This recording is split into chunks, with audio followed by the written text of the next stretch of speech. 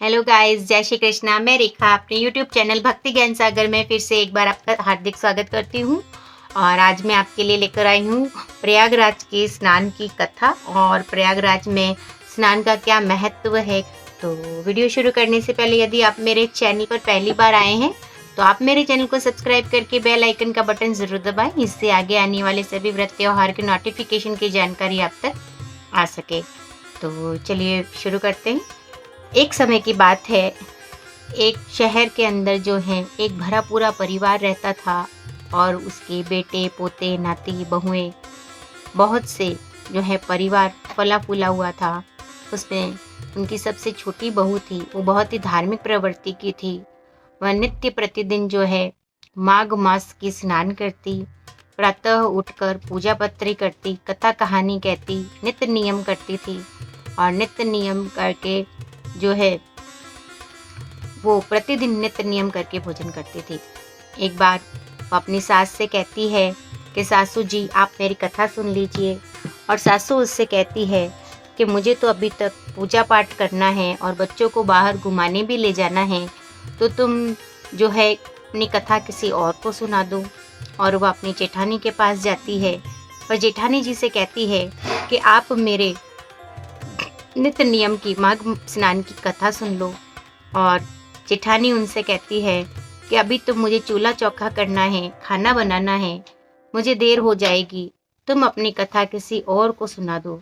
तब वो देवरानी के पास जाती है और उनसे आग्रह करती है कि आप मेरे नित्य नियम की माघ स्नान की कथा सुन लो। तब देवरानी उससे कहती है कि मुझे तो अभी तक बच्चों को नहलाना है और दूध पिलाना है, तो मुझे समय नहीं है, आप अपनी कथा किसी और को जाके सुना दीजिए। और वो वहाँ से जाके ननद के पास जाती है और ननद से कहती है कि आप मेरे नित्य नेम की और माघ स्नान की कथा सुन लो। और ननद उससे कहती है कि मेरे तो ससुराल से बुलावा आया है और मुझे उसकी तैयारी करनी है, तो तुम अपनी कथा किसी और को जाके सुना दो। और यही सोचकर वो घर के बाहर बैठ जाती है। इतने में वहाँ से मंत्री के साथ राज्य के राजा निकलते हैं, तो वह सोचती है कि मैं अपनी कथा राजा जी को ही सुना देती हूँ। और वह राजा जी से कहती है कि आप मेरे माघ स्नान की कथा सुन लीजिए, मेरे नित्य नेम की कथा सुन लीजिए। और राजा उनसे कहते हैं कि अभी तो मुझे पूरे राज्य का दौरा करना है और जो है अभी मुझे समय नहीं है, तुम अपनी कहानी किसी और को सुना दो। और यही सुनकर वह उदास हो जाती है और तभी पड़ोस से पड़ोसन उसे उदास देखकर उसके पास आती है और उससे कहती है कि तुम इतनी उदास क्यों हो। तब वह कहती है कि मैं माघ स्नान कर रही हूँ और नित्य नियम की कहानी कहने का और माघ स्नान की कहानी कहने का मेरा नियम है, और आज वो टूट ना जाए, कोई भी मेरी कथा सुनने को तैयार नहीं है। तब पड़ोसन उससे कहती है कि तुम अपने नित्य नियम की कथा मुझे कहो, मैं तुम्हारी माघ स्नान की कथा सुनूंगी। और यही कहकर वह पड़ोसन को कथा सुनाने लगती है। दोनों पूजा पत्री करके और कथा सुनते हैं और कथा समाप्त होने के बाद इस प्रकार माघ मास संपूर्ण हो जाता है। और जैसे ही माघ मास समाप्त होता है, वैकुंठ से विमान आता है बहू को लेने के लिए। और तब बहू के पास सासू आती है और कहती है कि मुझे भी अपने साथ ले चलो। तो बहू कहती है कि नहीं माँ जी, अभी तो आपको पूजा पत्री करनी है और आप अपने पोतों को खिलाने भी तो ले जाओगी। और इसी प्रकार उसकी जेठानी उसके पास आती है और वह कहती है कि मैं तुम्हारे साथ चलूँगी। तब वो कहती है नहीं जेठानी जी, घर का चूल्हा चौका कौन करेगा और आपको तो खाना बनाने में देर हो जाएगी, आप मेरे साथ नहीं चल सकती। तब देवरानी उससे कहती है कि मैं तुम्हारे साथ चलती हूँ।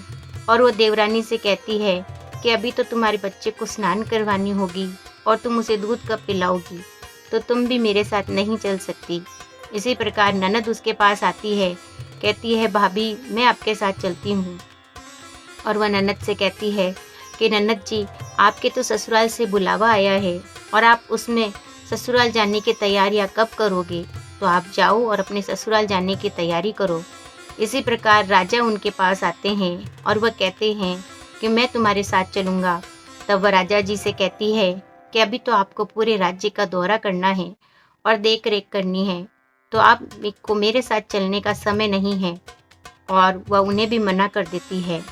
इस बार पड़ोसन उसके पास आती है और कहती है कि मैं तुम्हारे साथ चलना चाहती हूँ, और वह कहती है कि हाँ, तुम मेरे साथ चल सकती हो। पूरे माघ मास में तुमने मेरी कथा सुनी है और मेरे नित्य नियम का पालन जो है तुम्ही से बना रहा है, तो तुम मेरे साथ चल सकती हो। दोनों ही विमान में बैठ के जाने लगती है, और रास्ते में जो है बहू को अहंकार हो आता है कि मेरी वजह से जो है आज पड़ोसन का भी भला हो गया और ये भी वैकुंठ को जा रही है। और इस प्रकार वो मन में सोचती है कि माघ मास की स्नान तो मैंने की, और पूजा पत्री भी मैंने की, नित्य नियम की कहानी भी मैंने कही, और मेरे साथ पड़ोसन भी जो है वैकुंठ को जा रही है। और ऐसा सोचते ही जो है इतने में बहू जो है ऊपर से विमान से फिर से उसे धरती पर गिरा दिया जाता है। धरती पर आकर वो भगवान से प्रार्थना करती है कि हे भगवान, आपने ऐसा मेरे साथ क्यों किया। और तब आकाशवाणी होती है, और आकाशवाणी में आवाज़ आती है कि तुम्हें अहंकार हो आया था, और पड़ोसन को जो है नित्य नियम की कहानी सुनने के फलस्वरूप वैकुंठ धाम मिला, और तुम्हें उस बात का घमंड था कि तुम्हारी वजह से वो वैकुंठ धाम जा रही है, और इसी अहंकार के कारण तुम्हें पुनः धरती पर भेजा गया। अब तुम फिर माघ मास आने पर फिर से पूजा पत्री और स्नान ध्यान करोगी, कथा कहानी नित्य नियम करोगी, तभी तुम्हें वैकुंठ धाम की प्राप्ति होगी। और अगले वर्ष फिर माघ मास आता है, और वह फिर से माघ स्नान करती है, नित्य नियम की कहानी कहती है, माघ स्नान की कहानी कहती है, और इस बार जो है वैकुंठ से विमान उससे फिर से लेने आता है, और वह वैकुंठ धाम को जाती है।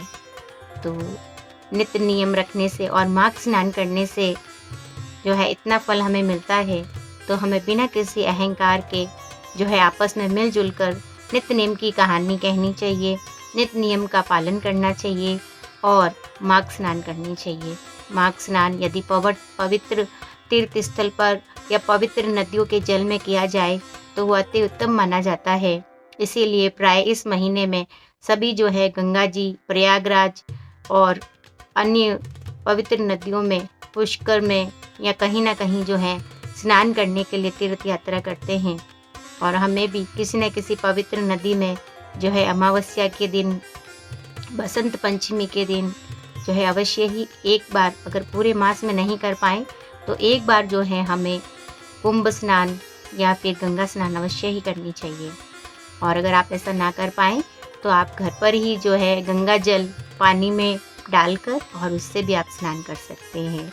इससे भी आपको पवित्र नदियों के जल में स्नान करने का जो है फल प्राप्त होता है। तो ये थी प्रयागराज में स्नान करने के महत्व और माघ मास के नित्य नियम के स्नान की विधि और कथा। अच्छी लगी हो तो आप इसे लाइक और शेयर अवश्य कर ले। साथ ही आपका दिन शुभ और मंगलमय हो, इसी कामना के साथ मिलते हैं हमारे अगले वीडियो में अगली जानकारी के साथ। तब तक के लिए जय श्री राधे कृष्णा दोस्तों, राधे राधे।